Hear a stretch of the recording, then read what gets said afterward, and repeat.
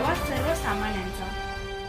काही दिवसांपूर्वी बदलापूर येथील शाळेत विद्यार्थिनी सोबत अत्याचाराची घटना घडली होती। या घटनेनंतर संपूर्ण महाराष्ट्रात पोलीस यंत्रणा व इतर यंत्रणा सतर्क झाल्या आहेत। त्याच अनुषंगाने नाशिक पोलीस आयुक्त संदीप कर्णिक व उपायुक्तांच्या मार्गदर्शनाने अंबड विभागातील दामिनी पथक विद्यार्थ्यांच्या सुरक्षिततेसाठी रस्त्यावर उतरून तसेच विद्यालयात जाऊन विद्यार्थिनींना व विद्यार्थिनींच्या पालकांना सुरक्षिततेबाबत मार्गदर्शन करून सेल्फ डिफेन्स व गुड टच बॅड टच याबाबत माहिती देऊन प्रात्यक्षिक सादर करून दाखवत आहेत, जेणेकरून विद्यार्थिनी अत्याचारापासून वाचू शकेल तसेच पालक देखील याबाबत सतर्क राहतील या उद्देशाने दामिनी पथकाने हा उपक्रम राबवला आहे।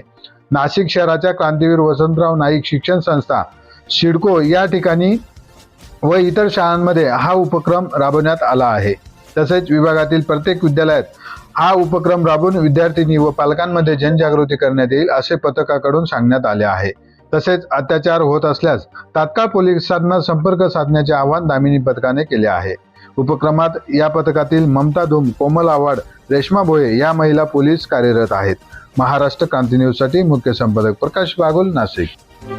अशाच नवनवीन बातम्या पाहण्यासाठी आमच्या महाराष्ट्र क्रांती न्यूज या YouTube चॅनलला लाईक करा, सबस्क्राईब करा आणि बेल आयकॉनला प्रेस करा।